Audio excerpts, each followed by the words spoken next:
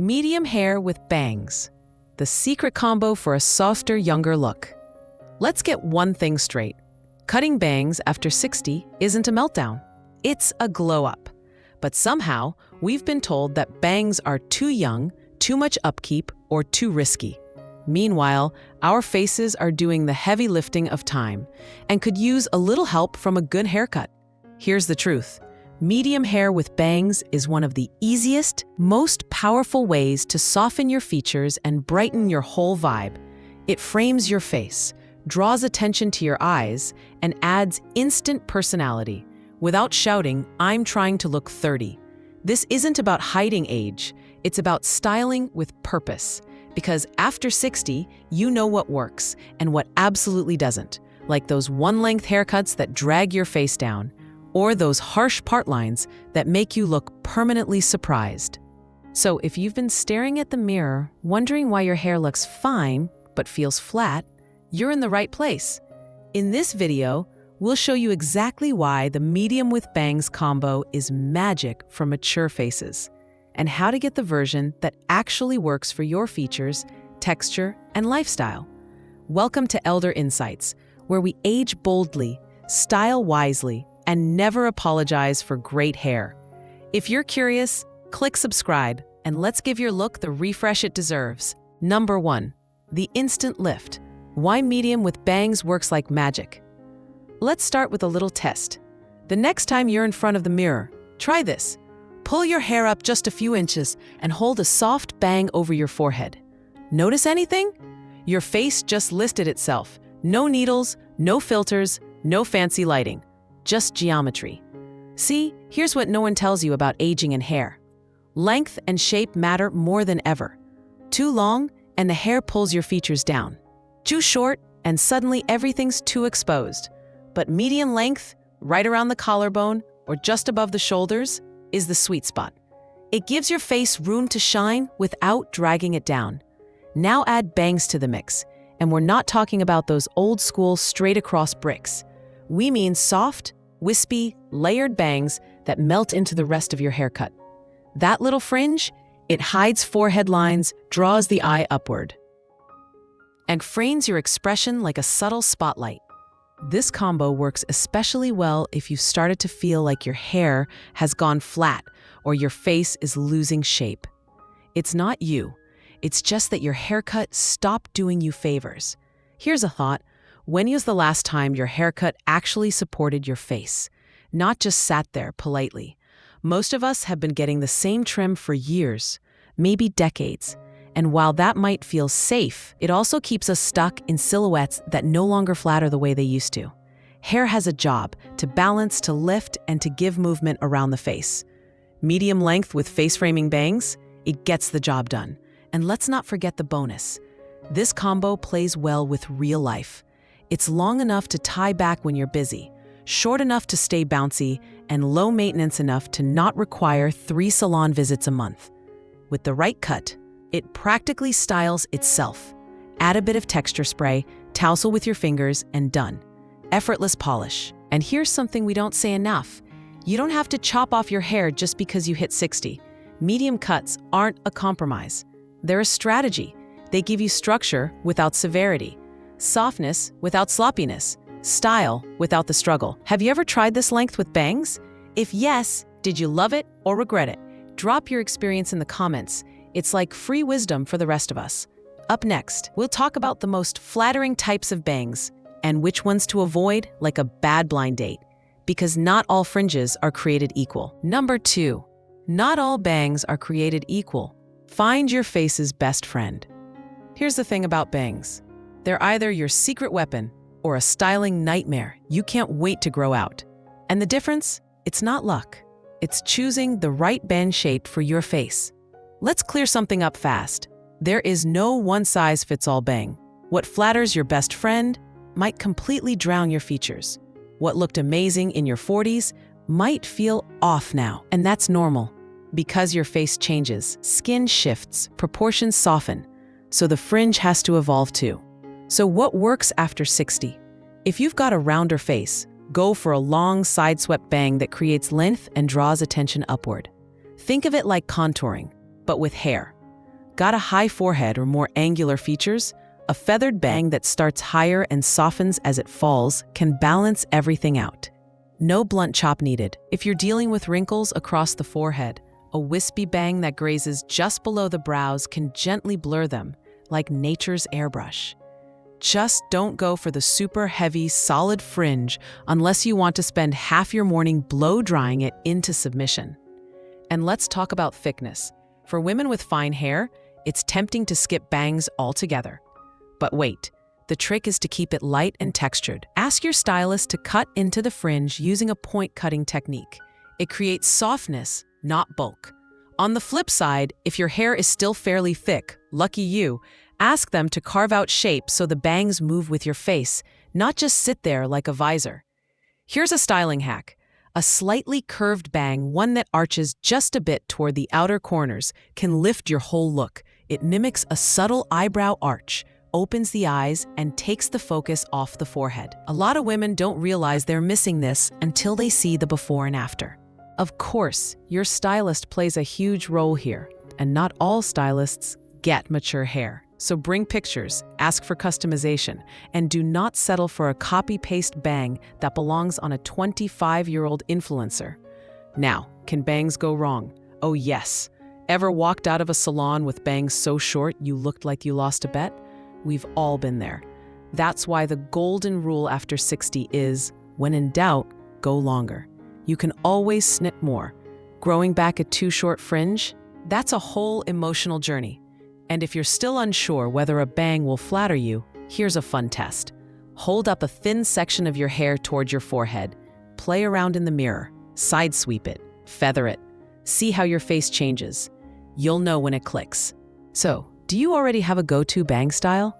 Or are you still in the bangs scare me phase? Tell me in the comments. You might help someone else find their match. Next up, let's talk texture. Because even with the perfect cut, the wrong texture can ruin everything. Time to bring some bounce back. Number 3, bring it to life. Why texture makes or breaks this look. You've got the length, you've got the bangs. So why does it still look meh? Because without the right texture, even a great cut can fall flat. Literally. Here's the sneaky truth. As we age, our hair often loses bounce, shine, and shape. That youthful swish we once had, it doesn't always show up on cue anymore. Hormones shift, hair becomes finer, sometimes even wiry.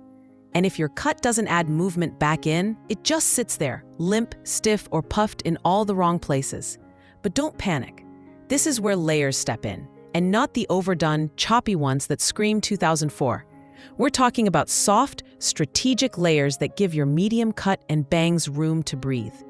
Think of it like architectural support, subtle shaping that keeps your hair from collapsing under its own weight. If your hair is fine or thinning, ask your stylist for invisible layering. That means feather-light shaping near the ends that builds volume from the bottom up, no heavy chopping at the crown. On the flip side, if your hair is still thick or holds weight, texturizing is your friend. That doesn't mean razoring your whole head. It means selectively thinning bulky areas so your bangs and layers can move with you, instead of poofing out like a mushroom cap every time you step outside. Also, blunt ends? Big no. Especially at this stage. Blunt ends on medium hair make everything look boxy. Instead, opt for slightly tapered tips that curve naturally. They give the illusion of motion even when your hair is still. Here's a visual. Hair with the right texture catches light differently. It bounces, it flows when you walk. It softens your jawline and adds lift to your cheekbones. And guess what? It takes years off your face without you having to do a single thing to your skin. And if you're a wash and go kind of person, this is even more important. Texture builds style in, even when you're doing the bare minimum. A few spritzes of sea salt spray or a light styling cream, a quick finger tousle, boom. Instant polish. Now, for the been there, done that moment, have you ever left the salon thinking your hair looked amazing, only for it to fall totally flat at home? That's the texture trap. If your cut relies too much on professional blow drying, it's not working with your hair, it's fighting it.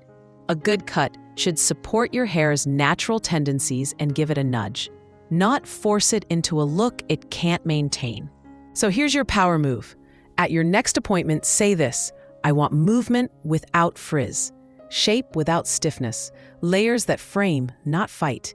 That one sentence can save you months of frustration. Do you feel like your hair texture has changed in the past few years? Thicker, thinner, flatter, frizzier? Share your experience below. There are probably 10 other women nodding along. Coming up, what to do when you used to have thick, voluminous hair and now it's not. Don't worry, there's a trick for that too. Number 4, when thick turns thin, rebuilding volume with the right cut. One day you run your fingers through your hair and something feels different. Less bounce, less fullness, less there. If that's you lately, welcome to the club. Hair thinning after 60 is normal, but that doesn't mean you're stuck with flat, lifeless strands. You just need the right strategy. Here's where a medium cut with bangs steps in like a quiet little miracle. It doesn't just look pretty. It's a smart structural fix for hair that's lost its natural density. And your hair gets thinner. Long styles tend to weigh everything down. They drag the face, pull the eye downward, and make fine strands look even finer. On the other hand, going too short can expose more scalp or leave you with that overly styled look that's hard to soften. A medium length, somewhere around the collarbone or just above, creates the perfect balance. It gives shape without sacrificing softness. It lifts without trying too hard. Now add bangs, and something subtle shifts. Soft, airy bangs bring attention to your eyes and cheeks, not the areas where fullness used to be. They can cover a sparse hairline, add body around the forehead, and trick the eye into seeing more volume, not less. Especially if you ask your stylist for light feathering into the sides. That gentle blend makes the bangs feel integrated, not just plopped on top. Layers play an important supporting role here too, but not just any layers. Avoid those chunky step layers that scream overcompensating. Instead, ask for internal shaping, a technique where your stylist removes bulk from within, not across the surface. This creates the illusion of thicker hair even when you don't have much to work with. And don't forget where those layers start. Around the cheekbone is usually the magic zone. It brings lift to the mid-face and creates natural bounce without overexposing thinner areas at the crown. There's also power in softness. Tapered ends, not blunt cuts, allow the hair to move. Movement catches light, and light equals life. Stiff silhouettes make thinning hair look harsh and obvious. But when the hair flows and flicks naturally, it reads as intentional, flattering, and light.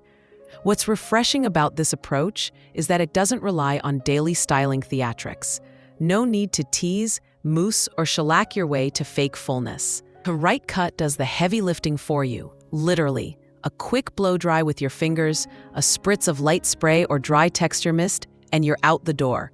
Volume that looks natural, not forced. It's okay to miss your old hair, but it's better to work with what you have now and make it shine.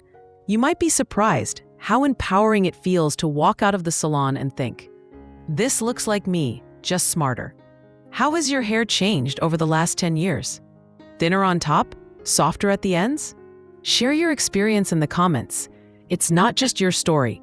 It's a conversation we've all been waiting to have. In the next part, we'll shift focus upward, literally, because where your hair parts can either open up your face or close it off completely.